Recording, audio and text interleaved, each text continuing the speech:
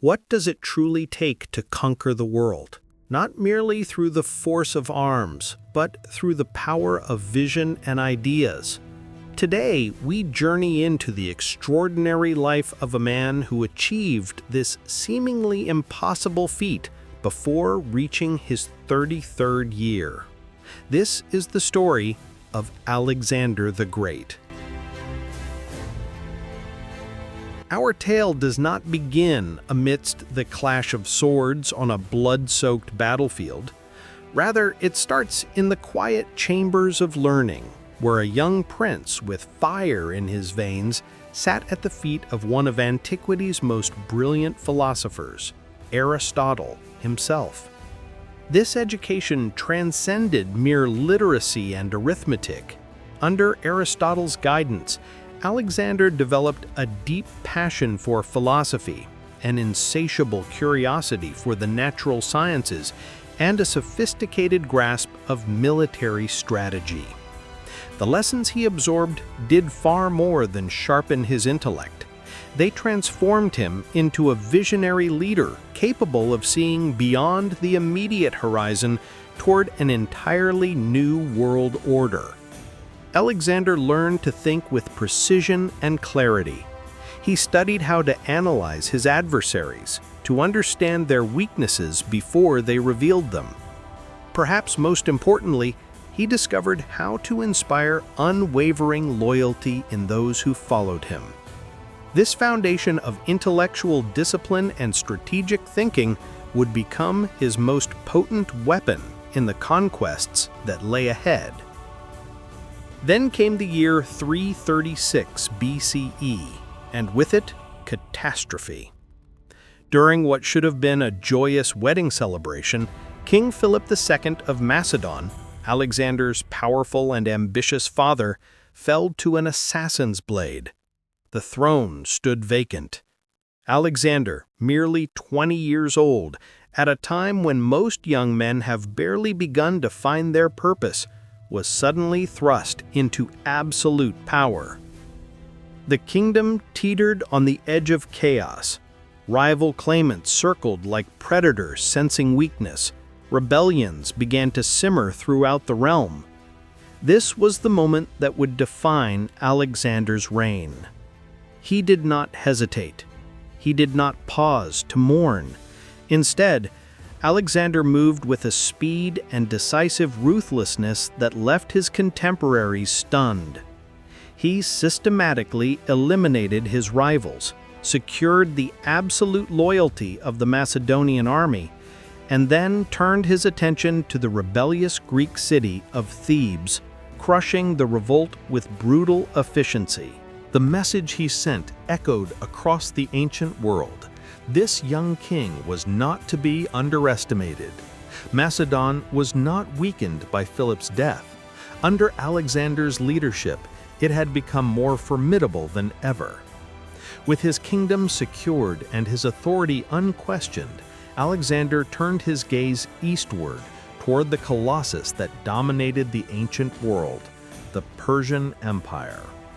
This had been his father's grand ambition, but it would become Alexander's destiny to fulfill. The Persian Empire was the unrivaled superpower of the age, stretching from the western coasts of modern-day Turkey all the way to the borders of India, a vast domain of unimaginable wealth ruled by King Darius III.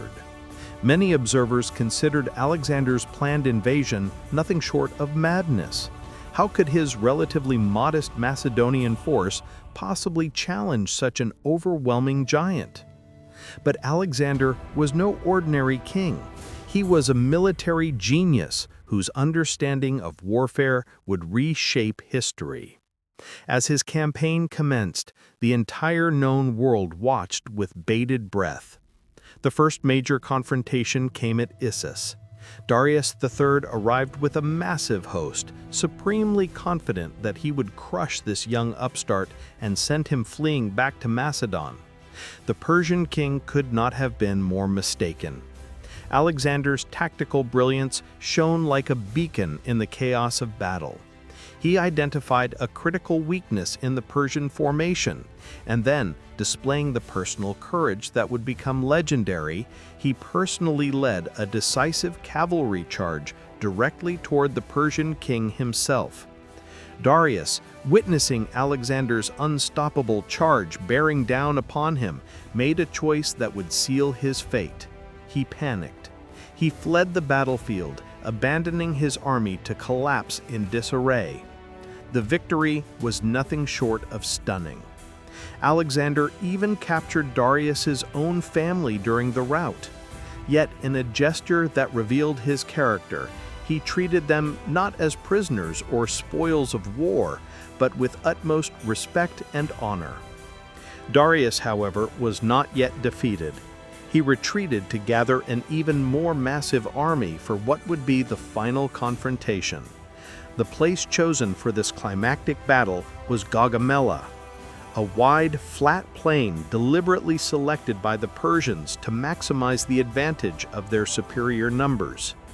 History itself seemed to hold its breath.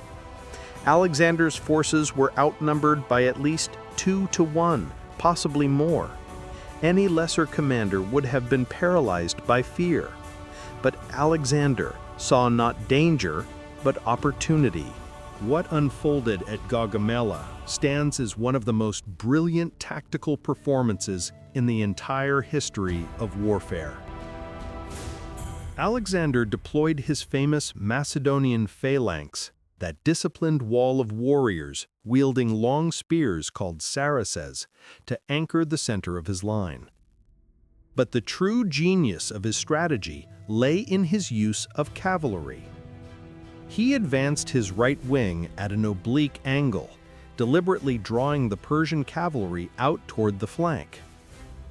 This created exactly what he had been waiting for, a gap in the Persian front line.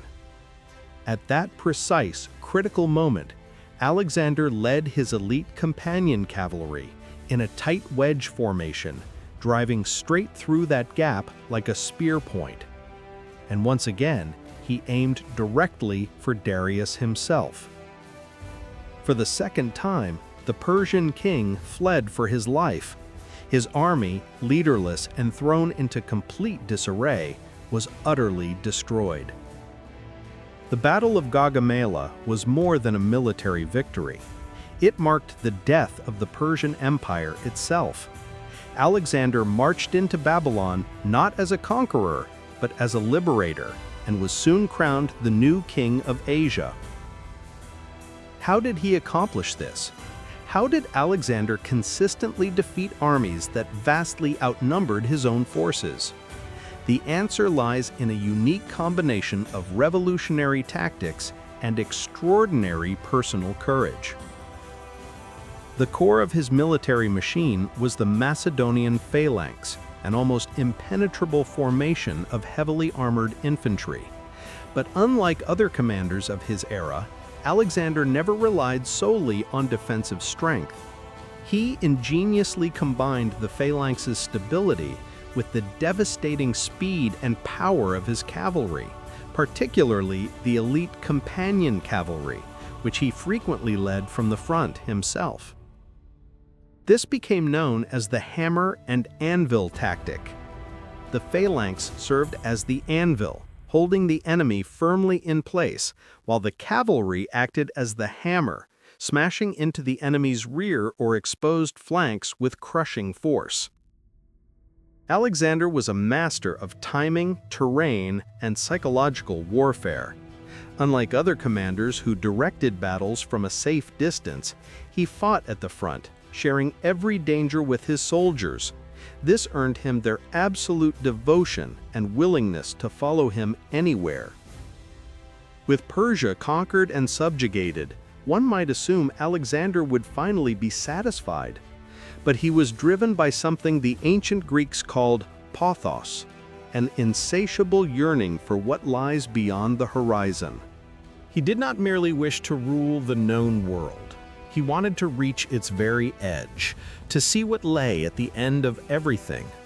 His army pressed onward, marching through treacherous mountain passes and scorching desert wastes. His empire expanded to encompass 3 continents, stretching from Greece and Egypt in the west all the way to the Indus River in distant India. It became the largest empire the ancient world had ever witnessed. Everywhere he went, he founded cities, many bearing the name Alexandria. The most famous of these, in Egypt, would become a beacon of knowledge and learning that would shine for centuries to come. His seemingly endless march only stopped when his own troops, loyal but utterly exhausted, finally refused to march any further into India. They had followed him to what they believed was the edge of the world itself. Now they simply wanted to return home. Yet Alexander's greatest achievement was not measured merely in the lands he conquered. It was the culture he created. He had no interest in simply imposing Greek culture upon the conquered peoples. Instead, he envisioned something far more ambitious, a fusion, a blending of Greek and Eastern traditions into something entirely new. He encouraged his soldiers to marry Persian women. He himself married Roxana, a Bactrian princess. He adopted elements of Persian dress and court customs, deliberately modeling himself as both Greek king and Eastern emperor. This intentional policy of cultural synthesis gave birth to a new historical era, the Hellenistic Age. For the next 3 centuries, Greek language, art, science, and philosophy spread across the vast territories he had conquered, intermixing with local cultures to create a vibrant, cosmopolitan civilization. This cultural revolution would profoundly shape the development of the Western world for millennia to come.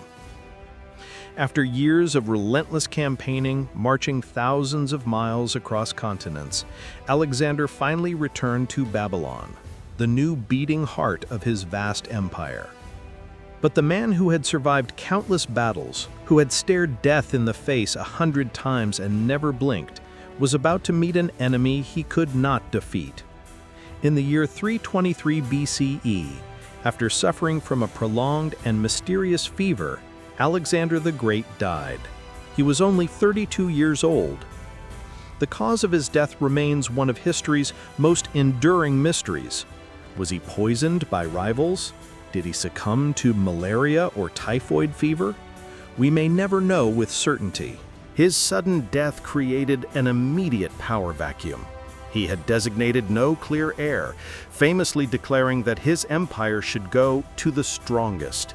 His generals, known as the Diadochi, soon fell to fighting among themselves, carving up his immense empire into smaller kingdoms. Yet by that time, Alexander's legacy was already secured for all time. In barely more than a decade, he had completely redrawn the map of the known world, toppled an ancient empire that had stood for centuries, and ushered in a new age of cultural exchange that would influence everything from art to science to religion for generations to come.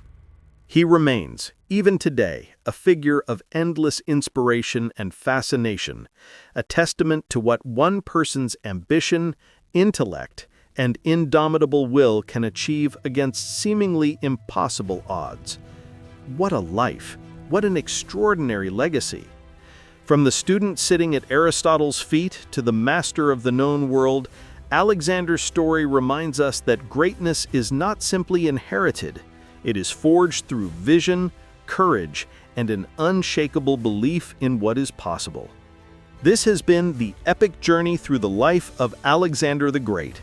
Thank you for joining us on this voyage through history.